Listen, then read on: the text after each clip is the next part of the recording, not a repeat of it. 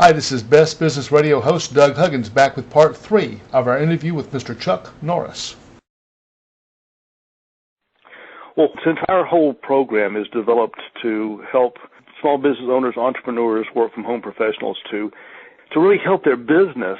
Mm-hmm. But I think a lot of us have to look past that. I mean, certainly we have to take care of our family, but we have to look past that to what was best for our country.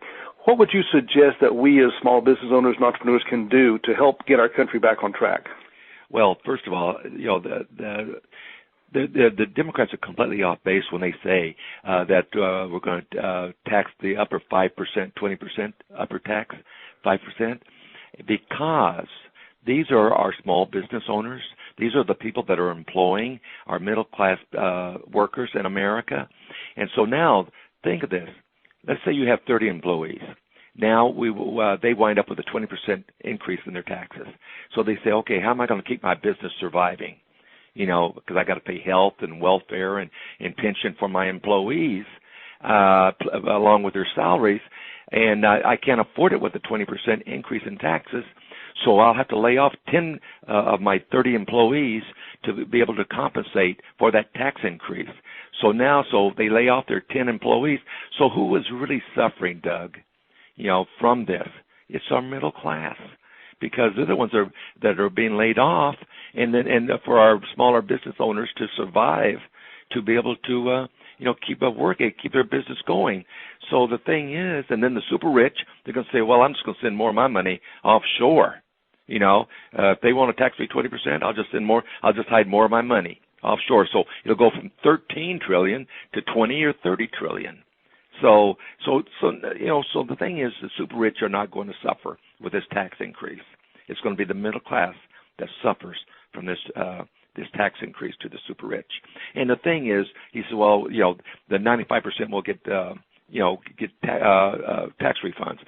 So they get let's say they get a $500 tax refund. So that's less than $50 a month. And how is that really going to help them in the long run? No. So so the thing is, the thinking is completely off base as far as I'm concerned about the way they envision how we can pull ourselves out of this crisis that we're in. And I think the beginning to resolve this crisis, because we're bailing ourselves into bankruptcy. We're borrowing ourselves into bankruptcy now, because we're wanting to borrow $1 trillion to anyone that will loan it to us. There's another trillion. China, we already owe China $1.5 trillion in debt. So what do we give up for collateral in this? What is the United States giving up for collateral? I have no idea. What we're using for collateral for this debt that we're accumulating in our country, and our dollar is diminishing, because they're just printing more and more and more money. So that just lowers the value of our dollar. It's dropped 46% in the last 10 years. So I mean, eventually it's going to be like Mexico, where it'll take $1 billion to buy a loaf of bread. I mean, it's scary, Doug. It is scary. And I really think that Huckabee was on the right track when he said, for us to get back, at least get started back on recovery, is to change our whole taxation system in America. And go strictly to a consumptive tax, so that way you get all your money, and if you can afford to buy something, you buy it. If you can't afford to buy it, you wait until you get the money to buy it. But let the people decide where their money's going, because the more money we give to government, the more they figure out how to spend it. And these earmarks are just killing us. I mean, AIG is a prime example. We give them billions of dollars, and the first thing to do is go on a retreat and spend $440,000 on a retreat. See, I was totally against this bailout. I thought, okay, we'll give out $700 billion. But the thing is, they're not going to do much with it. They're going to be greedy and just keep it and use it for their own selfish purposes. And that's kind of the way it's been happening. We don't hear a thing about anything positive happening with that $700 billion. And now we're thinking now we're going to infuse another $1 trillion, to help bail it out. Well, it's not going to work, Doug. It's not going to work. because people, as soon as they say, our government will bail us out, so I don't have to work that hard. I don't have to worry about getting in huge debt. And then our corporate CEOs of these companies, AIG and Fannie Mae and Freddie Mac, they get millions of dollars in payouts. Mm-hmm. I mean, it's so frustrating. That's what I address in this book. Is I really address the problem we have, and then I also give a solution to the problem we have. Like immigration, illegal immigration. I don't know if you read the book yet or not, yeah. but I really believe my concept of the illegal immigration is a great way to resolve it. And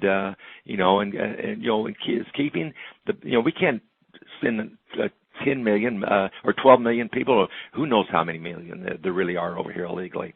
But the thing is, the ones that are over here trying to make a living, that are working and are a constructive part of our community, give them a temporary workers permit for 2 years. And if they maintain that quality of their life here, then in 2 years let them have a permanent workers permit, and then in 3 years they can apply for citizenship. Then the ones that are not a constructive part of our society, make them fugitives from justice, and go after them and then the law enforcement community knows who they can go after, and because they now are fugitives from justice. But you know what gets me, Doug? We can give $85 billion to AIG, but we can't spend $2 billion to put up a fence to protect our security. Isn't that crazy? It is crazy. And I'm sure you know this, but another huge advantage of a fair tax is, even with as many illegals as we have in this country, because it's a consumption tax, those people will be taxed. Absolutely. And also your drug dealers, your yes. prostitutes, everybody will be taxed in our country. So it makes a lot more sense. And but the thing is, the only way it's going to work is people like you, Doug, and people in the media community getting out there and saying and getting on board together as a team, because it's going to take a team effort to turn this around. And if we get together as a team and start putting the pressure on our politicians to start pushing toward this fair tax, is the only way it's going to happen. I agree. Thank you for watching. And please join us for part 4 of Best Business Radio's interview with Mr. Chuck Norris.